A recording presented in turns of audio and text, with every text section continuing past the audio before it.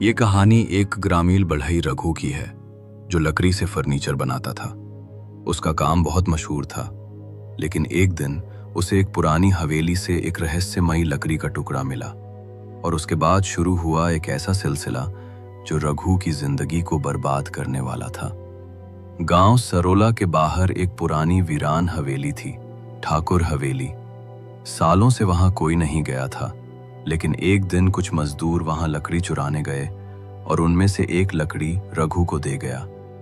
बहुत मजबूत है ये लकड़ी, इससे कुछ बनाओ तो धांसू लगेगा, मजदूर ने कहा। रघु ने उस लकड़ी को देखकर सिर हिलाया। लकड़ी काली थी, भारी थी और अजीब सी बदबू आ रही थी।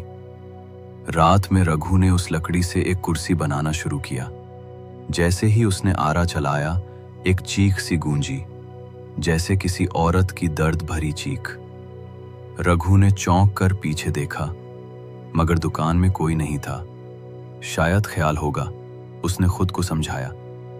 लेकिन रात में जब वो सो रहा था तो उसने सपने में देखा, एक औरत खून से लथपथ वही कुर्सी पर बैठी है और कह रही है, तूने मुझे फिर से जगा दिया, अब भुगत।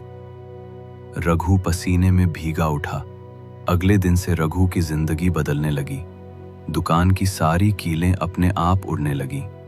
रघु की हथौड़ी दीवार पर खुद से लग गई। हर रात 3 बजे उसकी दुकान का दरवाजा खुद ब खुद खुल जाता। गांव के लोग दूर से दुकान को देख डरने लगे। एक दिन रघु ने देखा कि वही कुर्सी हिल रही थी, जबकि हवा भी नहीं थी। रघु एक दिन बुजुर्ग लक्ष्मी चाची के पास गया। उसने उन्हें वो लकड़ी दिखाई। लक्ष्मी चाची कांप उठी। ये लकड़ी उस ठाकुर हवेली से लाई गई है। वहां की रानियां बंद कमरों में जला दी गई थीं। उन औरतों की आत्माएं अब भी बंधी हैं उस लकड़ी में। अगर तूने कुछ और बनाया उस लकड़ी से तो तू भी जिंदा नहीं बचेगा। रघु ने डर के मारे कुर्सी को जलाने की सोची। रात को जब रघु ने कुर्सी को आग लगाई, आग बुझ गई खुद ब खुद। उसके बाद पूरे घर में लकड़ियों की जलने की बदबू फैल गई। दीवारों पर खून से लिखा था, अब तेरा अंत तय है। अगली रात रघु को फिर से सपना आया। वही औरत इस बार रघु के बिस्तर के पास खड़ी थी। तूने हमें जलाया, अब तुझे जलना होगा। रघु ने अपने आप को बदलने की कोशिश की। वो मंदिर गया, साधु बाबा से मिला। साधु ने कहा, उस लकड़ी में बंधी आत्मा को मुक्ति चाहिए। उस कुर्सी पे उसी आत्मा को बैठा के हवेली में ले जा और वहां छोड़ा। रघु ने वैसा ही किया। रात को 12 बजे वो कुर्सी को ठेले पर रखकर ठाकुर हवेली पहुंचा। अंदर जाते ही हवेली के दरवाजे खुद से बंद हो गए।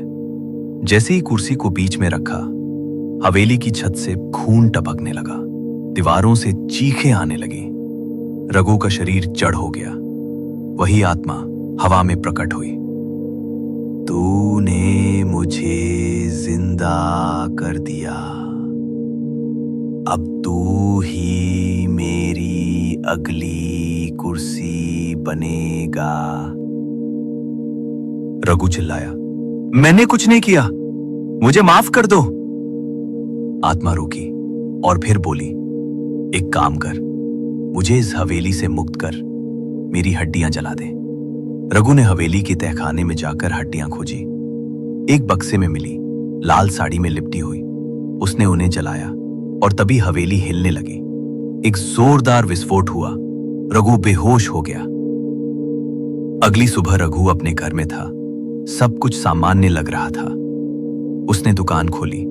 अब कोई डरावना अनुभव नहीं हो रहा था। गांव वाले भी फिर से आने लगे। रघु खुश था।